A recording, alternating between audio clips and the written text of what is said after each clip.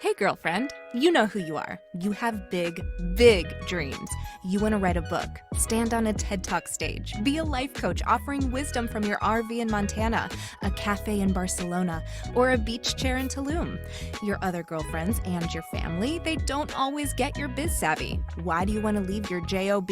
Because you're a C.A.T.S, aka coach, author, thought leader, and speaker. Meet other change makers like yourself and find out how they make it happen. This is the Big Meow podcast. Hey, girlfriends. It's Kristen. I'm here with Jacqueline Pirtle. Hi, Jacqueline. Hey, Kristen, how are you? I love your freaky healer vibe you got going on. That's so much fun. What is the freaky healer? Well, honestly, it's my business name, and it came out, it's like we were sitting and years and years ago at a family picnic in Italy where we used to live. And, it's like, okay, we got to come up with a name. I've been doing my work for so long, like 28, 30 years. And I said, how about freaky healer? Because when you work with me, I really go deep into who you really are. And sometimes that asks for you to do maybe something that doesn't make sense, everything proper, of course, but it just helps you energetically heal, energetically align and whatnot, because for me, everything is energy, and that's where the juice sits, really. I agree with that. That is so true. I think that the energy that we have running through us, that we put out in the world, we see that reflected back to us like almost instantaneous. So if we don't do a pattern interrupt or shift that energy, we can kind of get a little bit stuck. Yeah, absolutely. And the thing is, it's like, it's not something that's really taught. For most people, it doesn't come natural. A lot of people think like, well, that's like magical kind of thing. Well, but we're kind of still in, physical life. And that's the thing is, and that's where I come in, like a teacher, thought leader, and like a portal to you, because, and once your energetic blueprint, and why you're really here, energetically speaking, the value of you, what you're actually carrying, it's not asking you to be somebody different. It's actually asking you to shift to who you really are. And that's when everything clicks. And when you kind of practice that and re-record yourself, and, also through playfulness and not so serious, and open heart and grace and purity, all this good, brilliant stuff, it really, like, everything opens up for you and you will feel good. You really do. I'm just laughing because like I'm wearing pink sparkle ears and you have these giant flowers behind you. So I know, right? Let's get really serious here, Jacqueline. Let's get really serious. We're like this match, right? It's like, yeah. People say like, why don't you? Because I have freaky healer, and from my podcast, these backdrops and, posts. And I said, no, I want the flowers. I just want to be me, because people will find out where they can find me, who I am, if they're drawn to me. So I just come with flowers. Yes. It's so funny. I talk about that. I call that vibrational credibility. And so like we all have this vibe, and that we know who our people are. Like we know, okay, you're the girl for me. You're going to help me on this journey. You're going to help me like crack the code on something.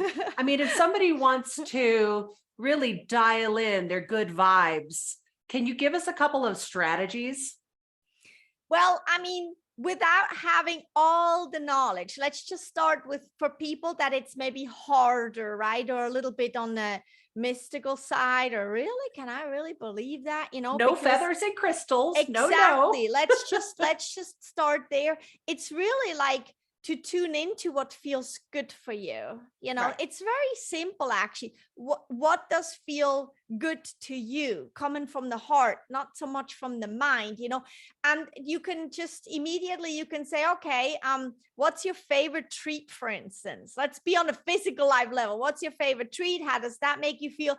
And then think of something you really do not like to eat, and how does that make you feel? And then take the focus away from what it is, just go into your feelings. So you can kind of like start somewhere, right?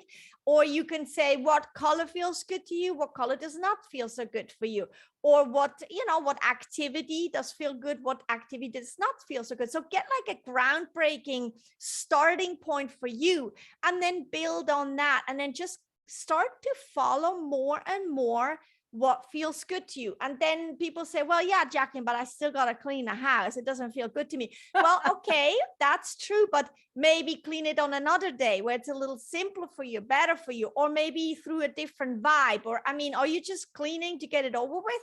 Well, or hire someone.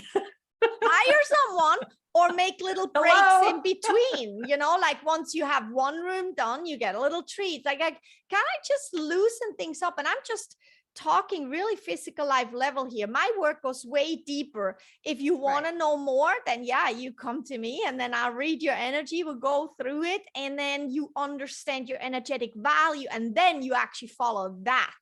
So, but you can start very, very tiny little, you know, like follow the children, right? Play, dance, move, what feels good for you, and loosen that energy of you that's so stagnant, right?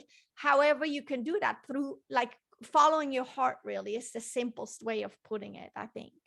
You know, I really believe that that is so true. You have to live a life that feels good to you. Yes. Right. I mean, I really, in its purest form, if you don't feel good, at least the majority of every day, then you really need to at least look at that as a sign that there could be an opportunity to shift into just a higher vibe life, right? Because Yeah, if you're not happy and yes, things don't feel good, like no one's going to come in with their magic dust and suddenly make you feel better. Like you have to also take some ownership and pivot into the direction that is more satisfying. Yeah, and then also like what I wanted to add is use these harder moments, or these, you know, darker moments, or the feelings that you have inside that don't feel so good, use them as a gift. You know, everything is a gift, and actually the less good it feels, the bigger the gift, because it's obviously, like you just said, I love that, it's a sign that you could actually shift, meaning that the gift and the jewels and the gold in these moments is huge. It's huge. And to really not be afraid of it, you know, not fear-based, but to go in and kind of like contemplate a little, you know, close your eyes and make this out of body experience, and look at yourself. Have your little Zen moment. Yeah, feel yourself in that moment, you know, and then just without having anything needing to change, just contemplate a little, and there's so much wisdom in there. And then shift, because these shifts are invitations by your inner being and your heart and your energetic alignment to go that way and to trust it, right? You know, one of the things that I've learned along this path is that really a lot of the things that we want to bring in do require a leap of faith. So it might be a little scary to go in that new direction, but if you take that leap of faith and trust your intuition, it almost always ends up better. It may not end up perfect, like you may have to keep working on it or tweaking it a little bit, but you'll start to feel that like you're more empowered. And I know you wrote this great book, 365 Days of Happiness. Tell me all about that. Well, that was that leap of faith, right? It was like, okay, I'm just going to start writing every day about happiness. What does it really mean? Where does it come from? Without, you know, having to spend a lot of money or moving or whatnot. Just contemplate every single day about happiness. What is it really? What makes me happy? And then put that into a daily blog. That was the first idea. Put it into a daily blog, put it up so people can read a little, you know, here and there and get inspirations. And they're very energetically driven, you know, pages, right, like passages. Yes. Oh, they're like code in there. Yes, they're energetically charged, you know. So you're reading that, and then the blog was just really a hit, and it then turned into more and more. And I thought, oh heck, I'm just gonna make a book out of it. And then writing every day for a whole year, right? And then by the end of the year, it was like, okay, I did say I make a book out of it. Well, that's what I'm gonna do, right? And then exactly. And without even really having, see, that's the thing. It's like, take the experience over the outcome. You know, don't think so much about the outcome, the experience. What's the experience? And that's what I live this whole year. That's a big thing. Okay, I'm going to interrupt you because that's a big thing. Good. because I feel like a lot of us women, especially, we're very outcome driven. Like when we get to this point, when this is successful, when these things come together, like then I'm going to have time for myself, or things will be better, or I'll feel better. And you know, what you're saying is that don't wait for that. Just find that joy in the journey. Yeah. And no matter the outcome, just do this little by little. And then the other thing is well, anyway, and then it turned into a book. So it was great. And it was like everything just came together.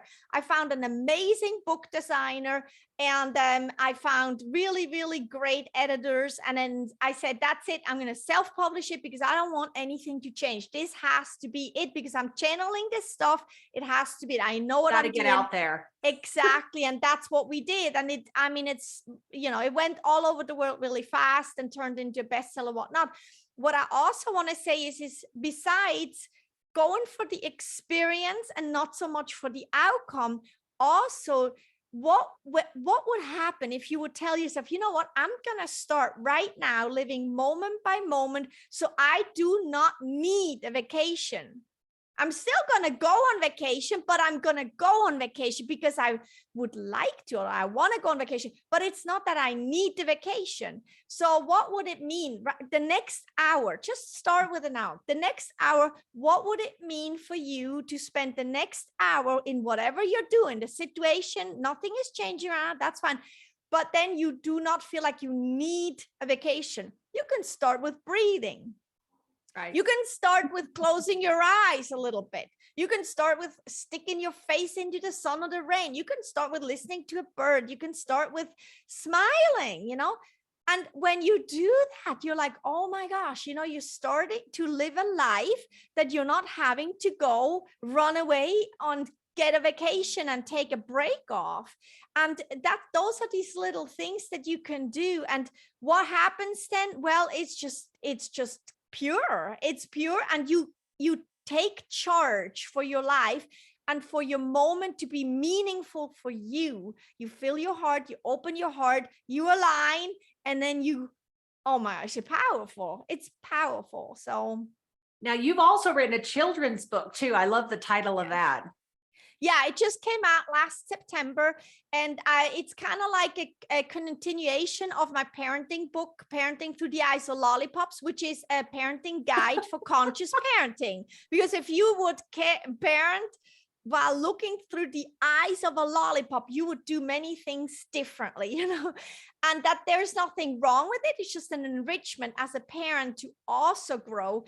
And the children's book that just came out is that continuation.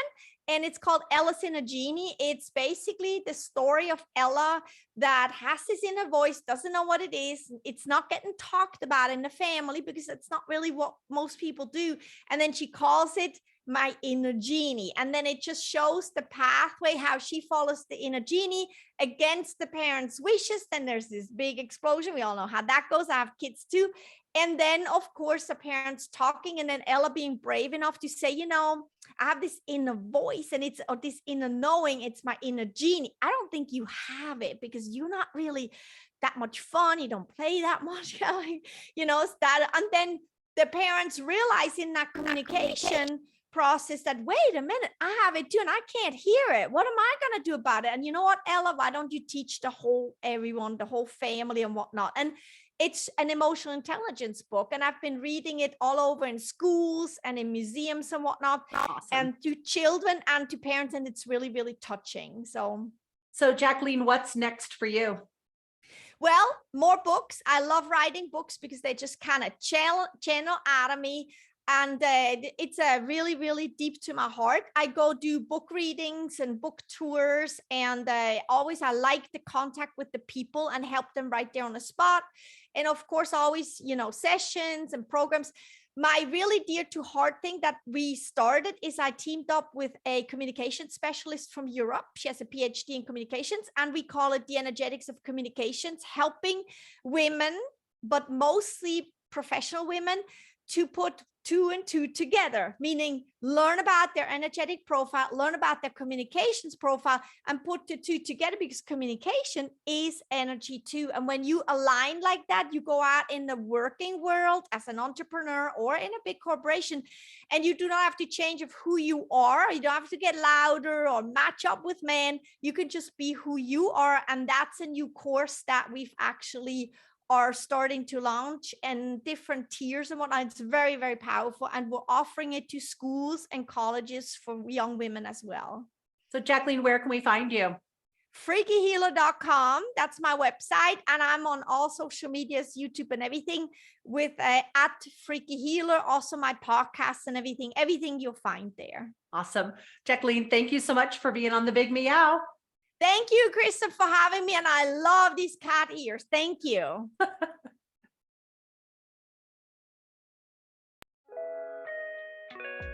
Thanks for listening to the Big Meow podcast, sponsored by C.A.T.S Network. If you liked what you heard, please take a moment to subscribe and share this podcast with your friends. You can also join our network filled with positivity and possibility.